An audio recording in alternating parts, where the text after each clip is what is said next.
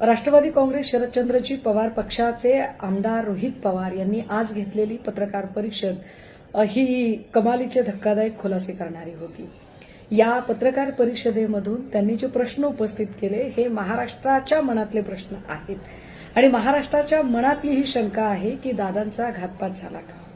या निमित्ताने आम्हाला कुठल्याही व्यक्ती किंवा पक्ष याकडे कसलेही अंगुली निर्देश करायचे नाही। मात्र रोहित पवार यांनी सांगितलेला मुद्दा अत्यंत रास्त आहे की हा सगळा तपास आंतरराष्ट्रीय तपास यंत्रणेकडे गेला पाहिजे आणि आंतरराष्ट्रीय तपास यंत्रणेकडे हा तपास जावा या संबंधाने जर कुणीही आडकाठी आणणार असेल किंवा असा तपास करण्याची गरजच नाही असं कुणी म्हणत असेल किंवा एकूण ही सगळी चर्चाच उडवून लावायचा जर कुणी प्रयत्न करत असेल तर निश्चितपणे मग मात्र